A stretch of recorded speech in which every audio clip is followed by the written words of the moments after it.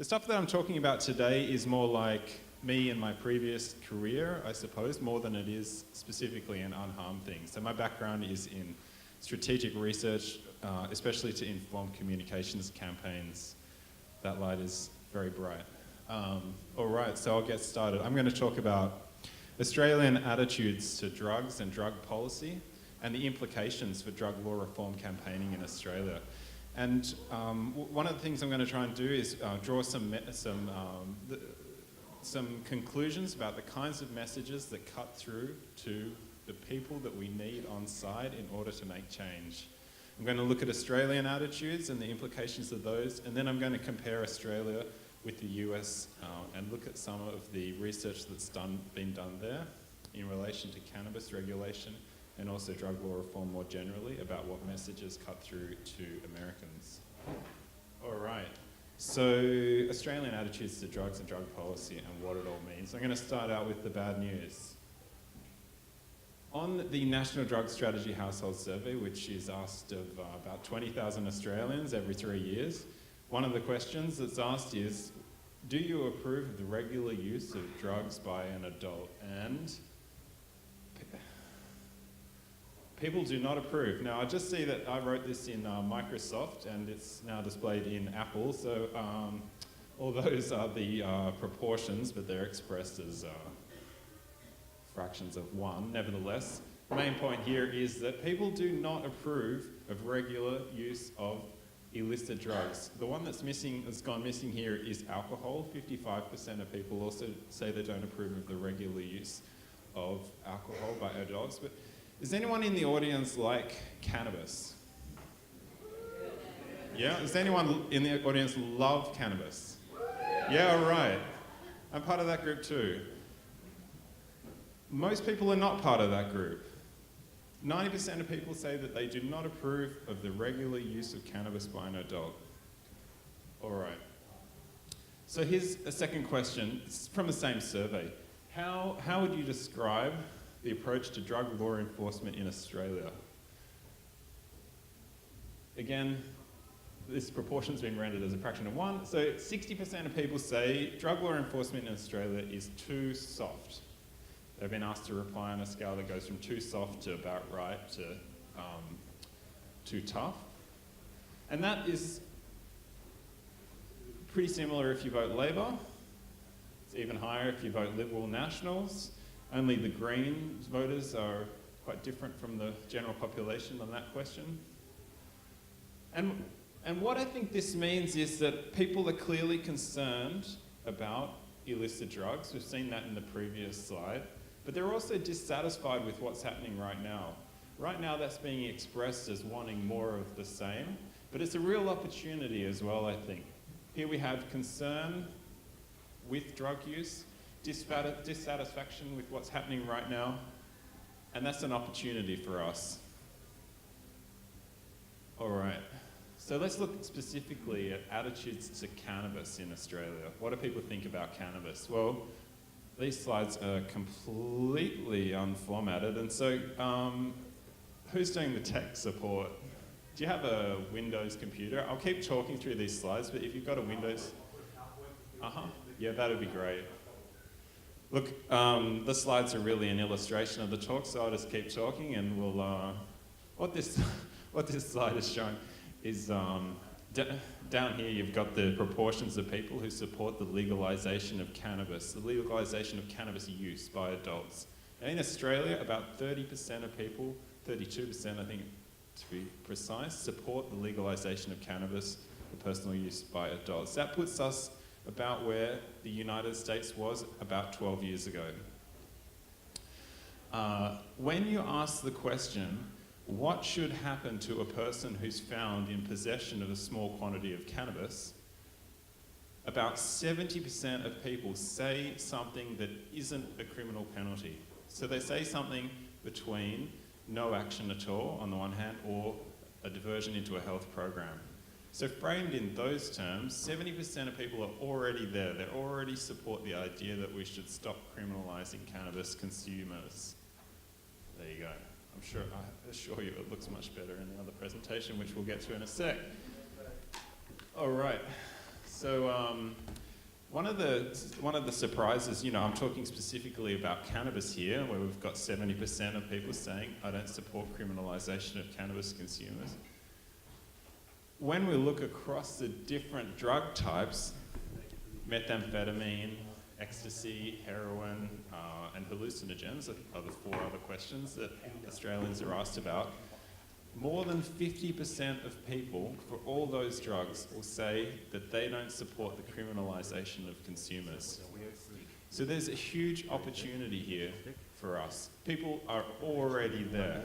You know, we spend, I think, a lot of time thinking about the need to change people's minds. We have to change what people think about drugs. But here's an opportunity where people are already right there, and it's an opportunity where we can make that majority already existing more visible, engage them with the idea of actually making a difference. Happening. Okay. Can you And his thing. Yeah. Got a. Okay, I'll just continue. I'll paint pictures for you, hopefully with words. So despite, sorry, what? Oh, thank you. So despite the fact that most people are already there saying that they don't support the criminalisation of consumers of all the main categories of illicit drugs in Australia, are the police reducing their law enforcement pressure on drug consumers?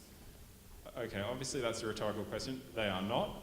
And over the last 10 to 12 years, we've in fact seen the number of drug consumer arrests in Australia increase from about 60,000 to about 80,000. About 83,000 Australians are arrested every year for a cannabis consumer offence, as in possession of a small quantity of drugs or consumption of drugs.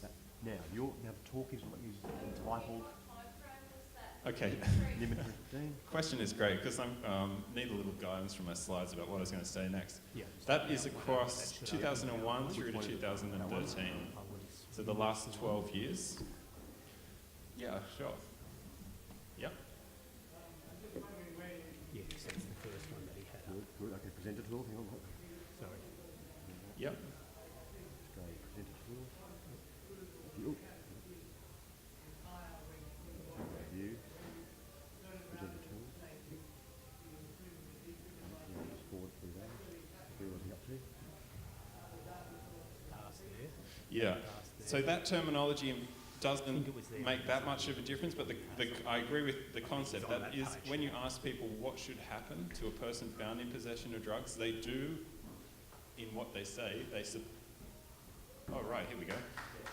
Here we are back in Microsoft land. I'm sorry about that. Oh, yeah. Oh, we need it on slideshow, though. Thank you. So this data is from the National Drug Strategy Household Survey, which the Australian Institute of Health and Welfare does. It's the big Australian survey of drug use and attitudes to drugs. There are other surveys that have been done where people are asked about decriminalisation. The figures are actually quite similar, whether you ask about legalisation or decriminalisation. Where you see the real difference is when you actually ask people to say what they think should happen. And when they actually have to think, oh, what should happen to that person who's found with a small quantity of cannabis? That's when they are much more likely to say, we shouldn't be criminalising that person. The words themselves, people are a bit iffy with. The concepts, though, clearly they support. Fantastic, here we go. All right, so here we are across all drugs. Right, big opportunity. We've got majorities already right there with us saying we should not be criminalising consumers of these drugs. And here's the figures. Okay, so this is Australian Crime Commission data. We are arresting 80,000 Australians every year for possession of small quantities of cannabis. Mostly 65% of those people are arrested for a cannabis possession offence. So, what I am suggesting here is that there's a big opportunity for campaigning on this particular issue to say we should stop criminalising the users of illicit drugs. And I'm going to talk a bit more about the other messages, but nevertheless, first of all, why stop criminalising consumers? Well, we've got great evidence that ending criminalisation increases social engagement and access into treatment for people who want it. There's nothing, the stigmatisation that comes from using an illicit drug pushes people away from treatment if they need it. And, and so in effect increases the social and health harms from drug consumption. Stopping criminalising users would involve no longer arresting those 80,000 people a year, therefore freeing up resources for programs that work. It would reduce the social burden of law enforcement, which is trying to be a subtle way of expressing the fact that arresting consumers to us all involves a massive intrusion of the state into our personal liberties. Now, when you say that to most voters, they don't really care about our personal liberties. But this is an attempt to express that in terms that might be more palatable to people. And lastly, for those of us in the cannabis community, I think that an ending the criminalisation of consumers that included cannabis home grow and removed criminal penalties from non-financial exchanges of cannabis would go a long way toward addressing some of the desires that we have for reform in relation to cannabis. It would also, for people who are more concerned about the amount of money that Australian criminal networks make from illicit drug sales, would also like the fact that ending criminalisation of home grows is going to remove a major source of revenue from the violent criminals whom they say they dislike. So why this issue? Well, existing public support. People are already there. We've got an empirical and a moral case that alternatives to criminalisation can reduce the harms of drug policy and drug use for net gain in social welfare and health. We've also got a lack of a correlation between the toughness of law enforcement and the rate of drug use. Now, I put that in brackets because reducing drug use shouldn't really be an objective of drug policy. In Australia, harm minimisation is the objective, and so drug use, a high rate of drug use that is less harmful shouldn't be a problem. Nevertheless, to be able to say, look, there's actually no evidence that being tough on consumers is even reducing the rate of drugs is strategically a big advantage for us. And the final one is that it's achievable within the current conventions. There's a real problem with the regulation of cannabis in that, the USA has been willing, or some states have been willing to go it alone and contravene the UN conventions. That I think is achievable in Australia as well, but let's just say that it's that there are still some barriers or obstacles there to cannabis regulation, for example. All right, but so what does all this mean for how we speak to people? Well, first up, okay, people don't like the idea of regular drug use. They don't like the term legalise, but they also don't agree with the idea that the status quo is working. They do like the idea of removing criminal penalties. It's not because they want to protect people's liberties, but they do want to address concerns that they have about drugs through better alternatives. So these, I think, point towards some of the messages that are going to cut through to the many thousands of people who don't like us, love cannabis, but whom we need to mobilise into the movement to make change. All right, so at this point I just want to compare some of this, some of those kind of messaging opportunities, I suppose, with some lessons from the USA. So this is a chart where you can see all the states in blue that have regulated cannabis. Can't really see Washington, DC, because it's kind of small. But so we've got 5 US states now, including Alaska down on the left. And the others indicate ones where there is medical cannabis, regulated medical cannabis, or removal of criminal penalties for cannabis possession. So, very encouraging picture. Be good to see some more blue. This chart is showing right now, okay, this is US attitudes towards legalizing cannabis for personal consumption. So, 2012 saw the first successful balloted initiatives for regulated cannabis. That was about the point where nationally opinions crossed the 50% mark, which is actually budged from the 50% point, and it's been reformatted here. But nevertheless, imagine that's at 50%. About 2012, it crossed that point. In Australia, we are sitting at 32% right now, which is about where the US was 12 years ago. I didn't have the data prior to here, but the chart would, we didn't have that dip that the United States had. It's actually been about 30% in Australia for almost like the 15 to 20 years prior to what's shown here. But yeah, bear in mind, so we're 12 years behind the States in terms of when they got to regulated cannabis from where we are now in terms of public opinion. So when we start comparing the US with Australia, of course, they're very different countries. In the United States, reform was possible through ballot initiatives. That's not going to happen here. We're going to have reform through parliamentary initiatives. There's much more autonomy for the states in the US. And there's also a US national exceptionalism. Like the United States sees itself as different from all other countries in the world, which we don't have. We have less autonomy for the states, and also we're, I think, less likely to contravene UN conventions. The US had high levels of funding and campaign infrastructure, which just doesn't exist here in Australia right now. The Washington State campaign for regulated cannabis spent about $6 million on advertising. And that was just to shift opinions about 4 or 5% to get them over the line, to get the bill passed. The US, of course, also has long-standing medical cannabis regulation. Ours is, let's say, very new.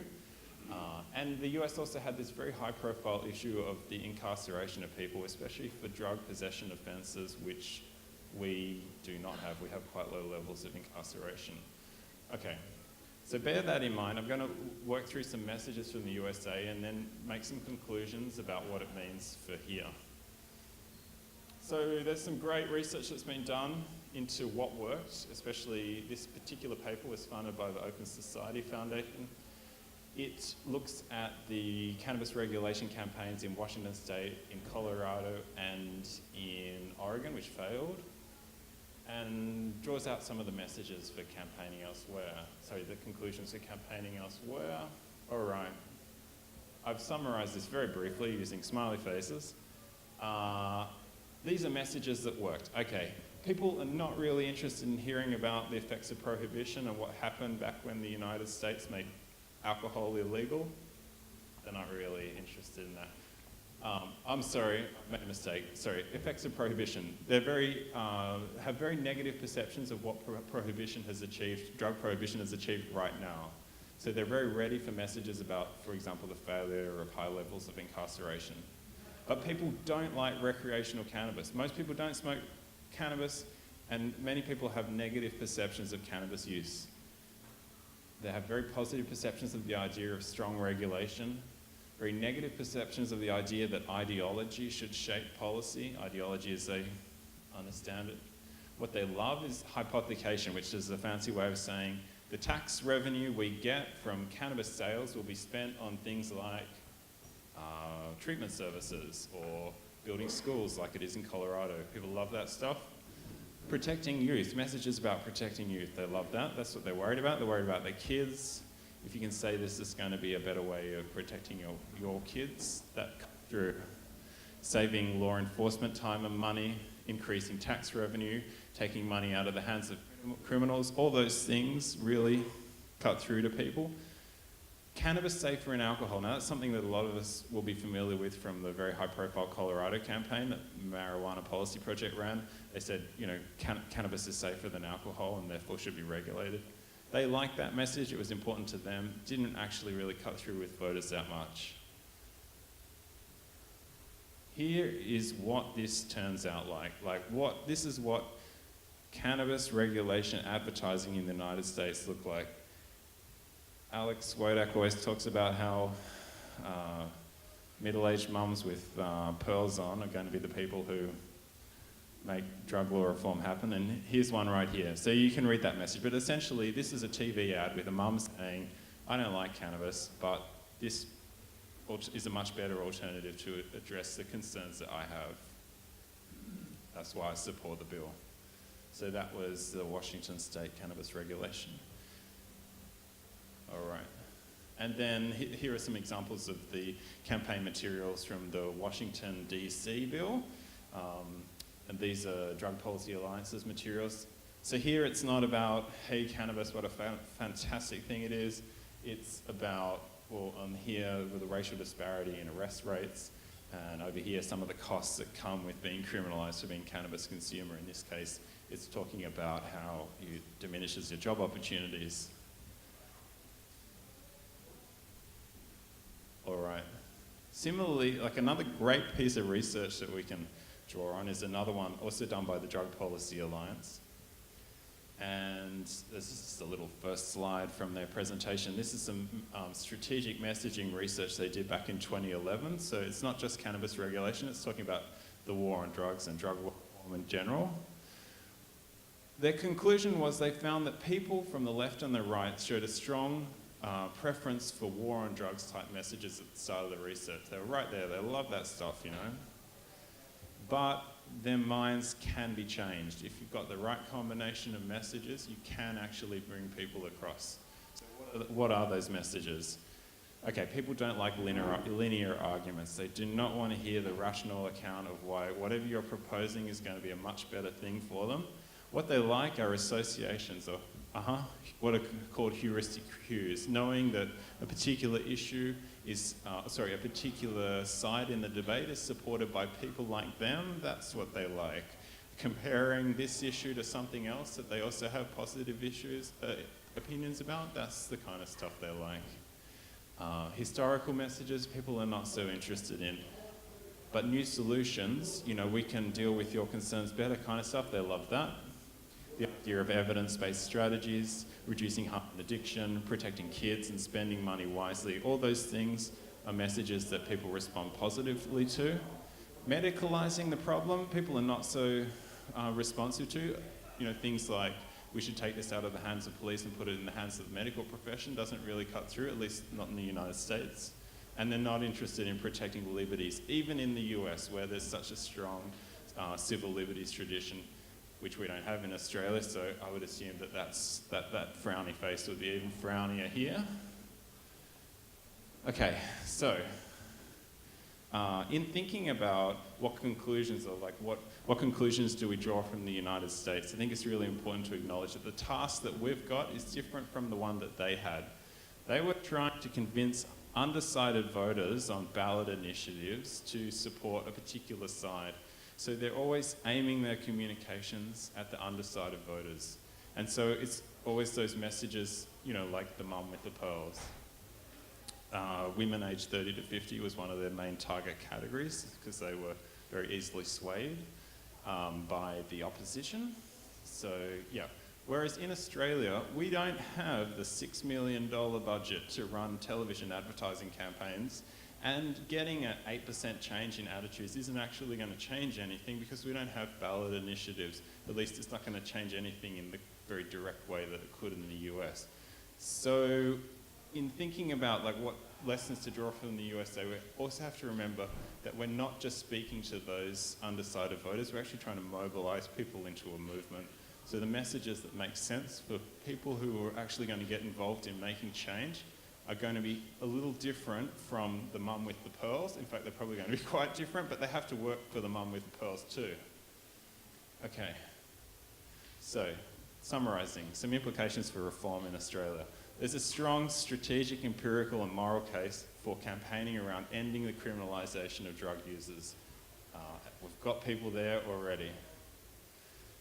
Campaigning for cannabis regulation, which I 100% support, is important, but that reform faces more substantial challenges and barriers. Public attitudes are one, but the United Nations Conventions, just to name two, is another substantial one. The social movement is going to be necessary here to make change. We need to engage big groups, big coalitions in making change, and so the case for reform has got to engage supporters. It's got to engage those people who are going to be the first ones to say, yes, I give a shit about this so much that I'm actually going to take action. But in order to make change, like to actually get where we want to get, we're going to need big and diverse coalitions, and we're going to need politicians. They'll be the change makers, and so the messages that we use and the ways that we present the issues have got to appeal to those people too. And that is the end. So I'm from Unharm. We are a organisation that more and more is becoming the organisation we're meant to be, which is a digital campaigning organisation. So if I can just do a little advertorial, one of the things we're really looking for is opportunities to test out campaign ideas. So if there are campaigns that you're interested in, that you want to see, does this actually resonate with people? Like, can we tell a story that connects up with the moment that means that this turns into a petition that 10,000 people sign? Please get in touch, www.unharm.org. We're very happy to work with anyone and everyone on identifying opportunities for campaigning in Australia. And that is the end. If you've got any questions, please do.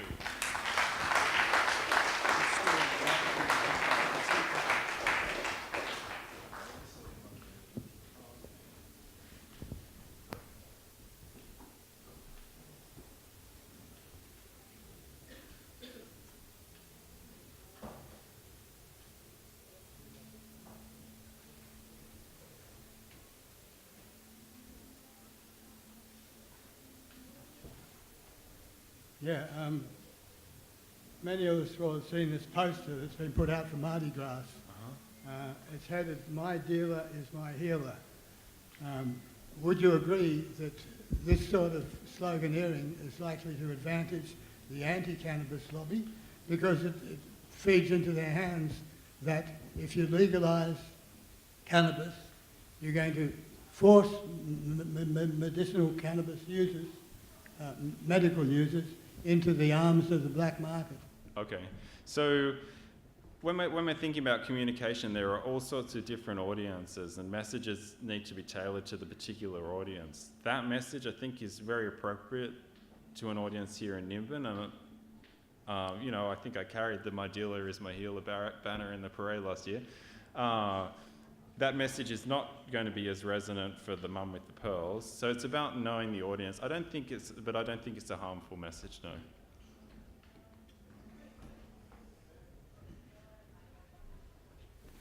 Very good presentation. I really appreciate it. One point I would make in regards to the recreational use is, I think it was, 2012 that it passed in Canada, and in Colorado and in Washington, but recognize it was 1996 when medical became legal in California.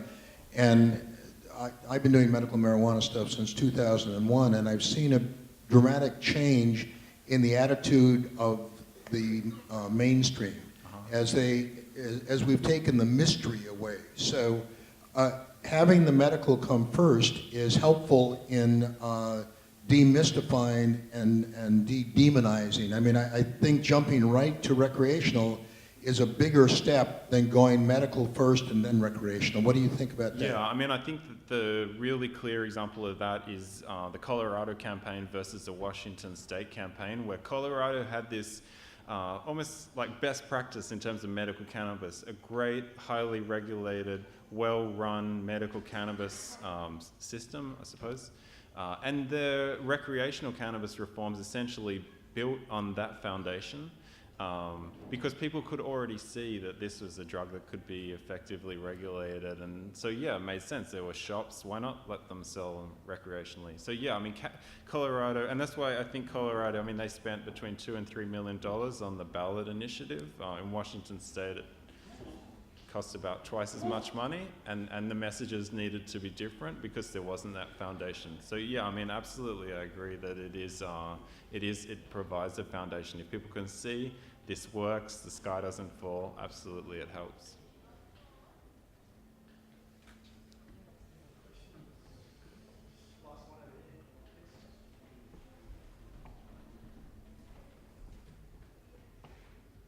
Hi mate. I used to live in Amsterdam in the Netherlands, and statistically what the government did there, it obviously got out of control and then they kind of let go and then they decriminalised it. Statistically, if you look at it, drug use in Holland is a lot lower than the rest of Europe. Now, do you think with politicians, like ignorance plays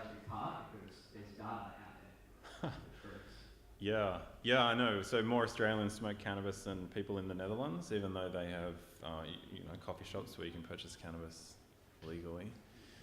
Yeah, and there have been multiple research studies that show, there's no correlation between being tough on cannabis or drug consumers and reduced drug consumption rates. But I think we can all agree that it's never been the case that drug policy has been based on scientific evidence. And so I think that expecting people to respond to rational arguments about the evidence, I don't think that that's the way forward. It's not how people work. We have habitual ways of thinking about particular issues. No one who isn't involved in cannabis law reform or drug law reform sits at home thinking, what is my position on the criminalisation of consumers? You don't do that. They just have habitual ways of thinking about the issue, and it's only when something shifts either the emotional, when there's something, an emotion that they feel that interrupts that habitual way of thinking, or if their setting is changed, if they are in a different mental or physical space, that's when you get changed. So it will be more emotive stories like we saw with the Haslams, with medical cannabis. That's where the opportunity is, rather than saying the evidence. All right, thank you very much.